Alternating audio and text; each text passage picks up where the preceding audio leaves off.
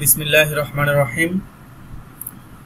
আজকে আমরা আলোচনা করব how to create mail merge.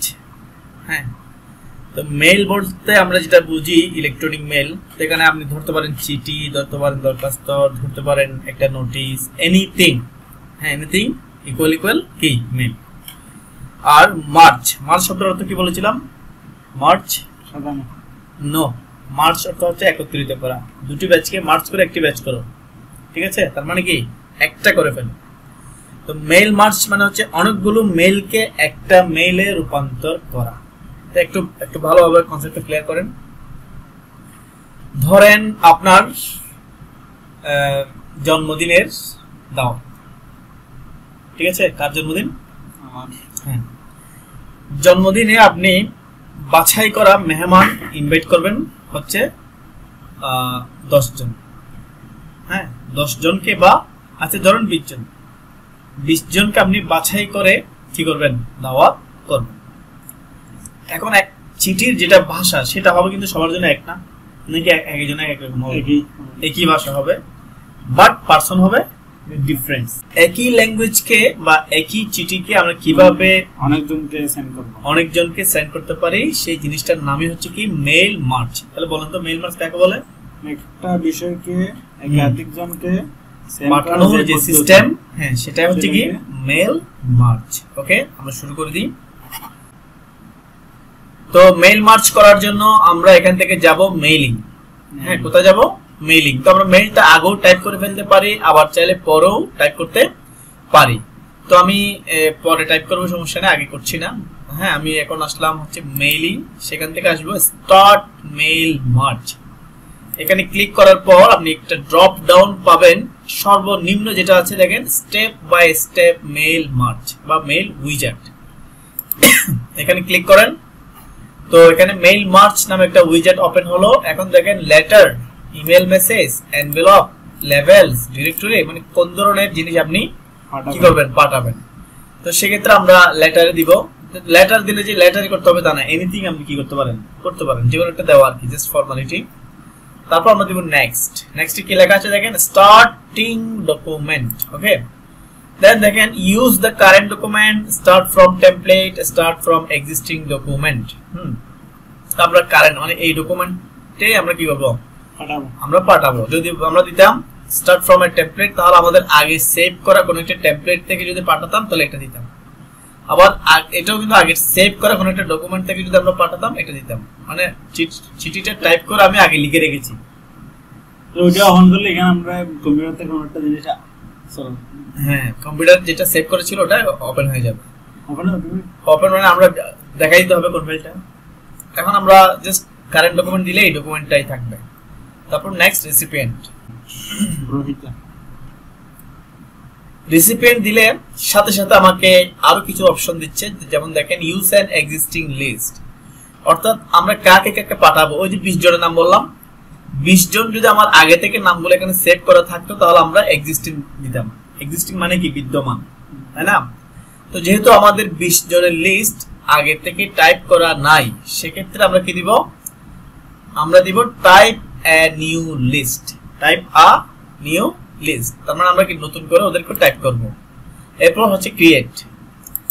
হ্যাঁ, এবার দেখেন ক্রিয়েট দেওয়ার সাথে সাথে আমাকে আরেকটা পপ আপ আসলো, যেটার নাম হচ্ছে নিউ অ্যাড্রেস লিস্ট।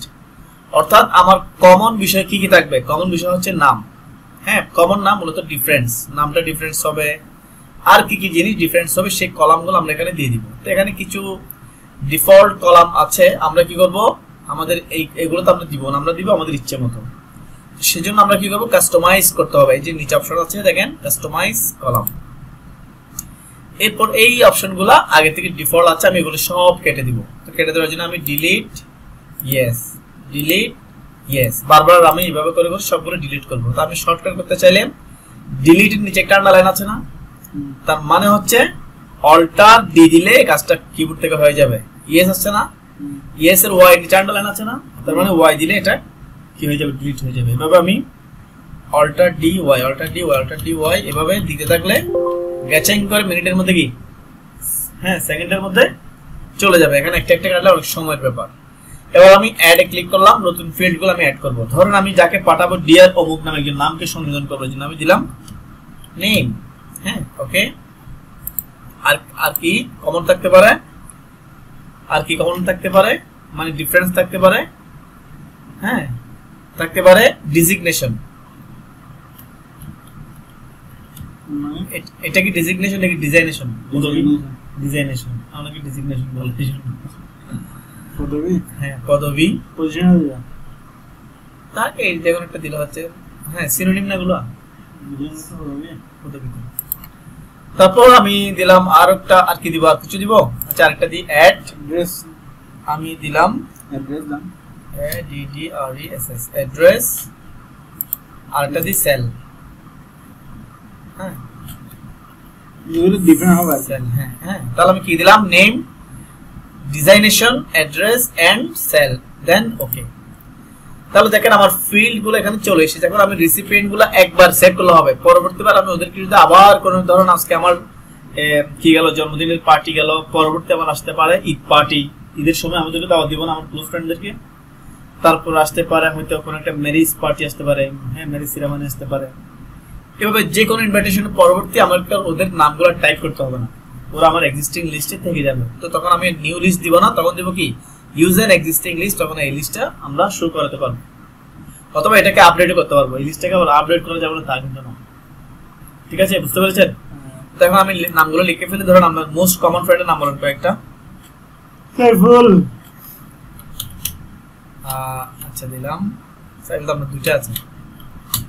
কালাম, ডিজিগনেশন, ধরেন আমরা একটা কর্পোরেট কোম্পানিতে জব করি, হ্যাঁ একটা ডিজিগনেশন দিয়ে দিই ম্যানেজার। হ্যাঁ সরি স্পেলিং ভুল হয়েছে, ম্যানেজার। অ্যাড্রেস দিলাম, ধরেন আমার অ্যাড্রেস হচ্ছে 342।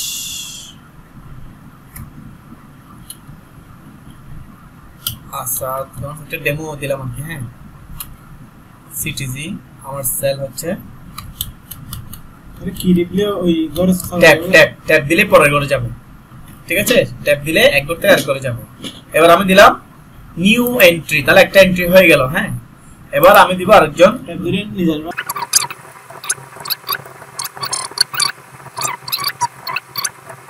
ব্লা ব্লা ব্লা ব্লা ব্লা। ওকে, আমরা তিনটা টাইপ করলাম যাতে আমরা খুব অল্প সময় করতে পারি। দেন আমরা ওকে দিলাম। হ্যাঁ, তো ওকে দেওয়ার পর এই লিস্ট আমাকে সেভ করার জন্য বলা হচ্ছে, যেহেতু আমরা এটা পরবর্তী আবার ইউজ করবো। হ্যাঁ, সেই জন্য আমি একটা লোকেশন, আমি কম্পিউটারের লোকাল ডিস্ক ইতে এসে এখানে দিলাম মাই কন্টাক্ট। হ্যাঁ, মাই কন্টাক্ট নামে সেভ দিলাম। ওকে, তো এখন সেভ দেওয়ার পর দেখেন আমাকে আমার মেল মার্কস রিসিপিয়েন্ট গুলা দেখাচ্ছে, শো করছে। হ্যাঁ, রিসিপিয়েন্ট স্পেলিং ঠিক আছে? রিসাইপিয়েন্টস বলা হয় যেগুলোকে, ঠিক আছে? রেসিপিয়েন্ট, আমরা তো রিসিপিয়েন্ট বলি। আচ্ছা রেসিপিয়েন্ট।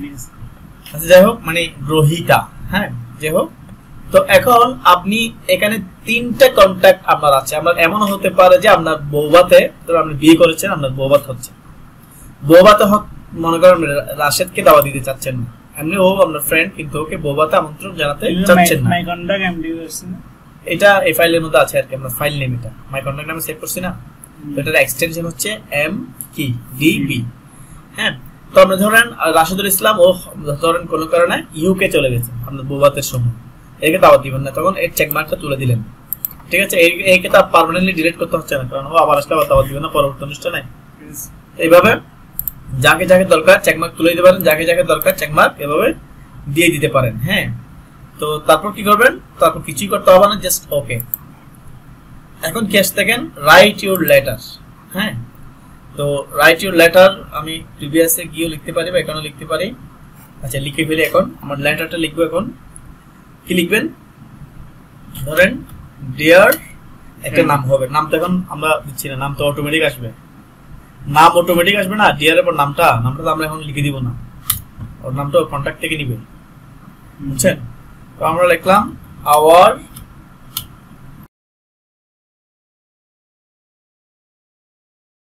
বি প্রেজেন্ট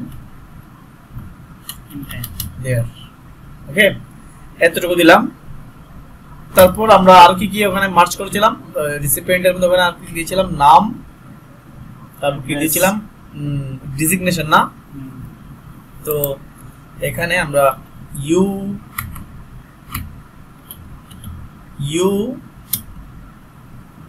লিখে একটা ইয়ে দিলাম যাতে এখানে ডিজিগনেশন দিতে পারি। এখন আমরা আমাদের মতো দিচ্ছি আর কি, ঠিক আছে, যাতে যে জিনিসটা বুঝাতে পারি। মেসেজ দেওয়ার পর আমরা কি দিয়েছিলাম, অ্যাড্রেস না, অ্যাড্রেসটা লিখে এখানে অ্যাড্রেস দিব আর এখানে সেল নাম্বার দিব, ঠিক আছে, এতটুকু তো না। তো এখন আমরা দিচ্ছি ডিয়ার এর পর আমরা কি হবে, নাম হবে। তো নামটা আমরা এই যে এখানে মেল মার্চ মেইলিং এর অপশনে এসে ইনসার্ট মার্চ ফিল্ড আমরা কি দিয়েছিলাম, একটা নেম, তাহলে নেমটা আসলো, ওকে, নেমটা এখানে। তারপর ইউ দিয়ে কি হবে, ডিজিগনেশন, মানে ইউ অফিসার, ইউ এই ধরনের আর কি, হ্যাঁ।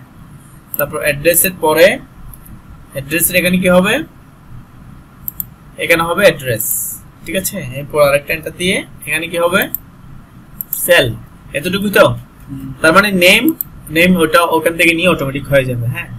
তো আমরা এখন আপাতত পাঠাচ্ছি কয়জনের কাছে, 3 জনের কাছে। তাহলে আমরা এখন আমরা কিছুই করব না, জাস্ট প্রিভিউ ইউর লেটার, আমার লেটারটা প্রিভিউ করছি, দেখেন নেমের এখানে সাইফুল ইসলাম হয়ে গেছে, অ্যাড্রেস বাকলি চলে এসেছে, হ্যাঁ, এবং সেল নাম্বারটাও চলে এসেছে, হ্যাঁ। তো এখন কমপ্লিট দ্য মার্চ কমপ্লিট করলাম, হ্যাঁ। এখনো কিন্তু দেখেন একটা এসেছে সাইফুল ইসলাম, আমাদের তো আর 3টা হওয়ার কথা না মোট। তাহলে এখানে দেখেন ফিনিশ এন্ড মার্চ, এখানে এসে এডিট ইন্ডিভিজুয়াল ডকুমেন্ট অথবা প্রিন্ট দিয়ে দিলে 3টাই প্রিন্ট হয়ে যাবে, কিন্তু আমি এডিট ইন্ডিভিজুয়াল দিই, অল এন্ড ওকে। তাহলে এখন দেখেন ডিয়ার সাইফুল বিন একলাম, ঠিক আছে, 342 আসাদগঞ্জ সিটিজি নাম্বার। তাহলে একটা মেল বা একটা ডকুমেন্ট হয়ে গেল। পরবর্তী ডিয়ার সাইফুল ইসলাম আরেকজন, ওনার অ্যাড্রেস বাকলিয়া নাম্বার এটা। আরেকজন কি ছিল, ডিয়ার রাশিদুল ইসলাম চকবাজার, হ্যাঁ, নাম্বার। এখন প্রিন্ট দিলে 3টা এট আ টাইম প্রিন্ট হয়ে গেল। এভাবে 3টা না 10,000 20,000 একসাথে করতে পারবেন, হ্যাঁ, ঠিক আছে। মানে আমরা থেকে এটা 3 বার ফরম্যাটিং করতে হয়েছে, আমি কাজ করেছি হচ্ছে একটাকে এসে 3টা করে দিয়েছে, যেহেতু আমার 3 জন রিসিপিয়েন্ট আমরা ওখানে দিয়েছিলাম। ও 4 জন 5 জন 10 জন 10,000 যা দেন ততটা ডকুমেন্ট সে অটোমেটিক নিয়ে নিবে না। ততটা ডকুমেন্ট করতে আপনার সময় লাগবে না, টাইমটা কি করবে, ওয়েস্ট হওয়া থেকে বাঁচাবে। এই হচ্ছে মেল মার্চ। এখন কোনো প্রশ্ন থাকলে বলেন। আসসালামু আলাইকুম। আমাদের ভিডিওগুলো যদি আপনাদের ভালো লেগে থাকে তাহলে অবশ্যই চ্যানেলে সাবস্ক্রাইব করবেন, লাইক করবেন, শেয়ার করবেন, এবং আপনাদের আনুষঙ্গিক কোনো প্রশ্ন থাকলে তাও অবশ্যই আমাদেরকে কমেন্টসের মাধ্যমে জানাবেন। আমরা চেষ্টা করব যথারীতি খুবই দ্রুত আনসার দেওয়ার জন্য। তো আপনাদের কম্পিউটার বিষয়ক আরো কোনো কিছু যদি জানার থাকে সেটাও অবশ্যই আমাদেরকে জানাবেন, আমরা প্রতি মুহূর্তে আপনাদেরকে হেল্প করব। তো চ্যানেলটা সাবস্ক্রাইব করতে ভুলবেন না যেন। আল্লাহ হাফেজ।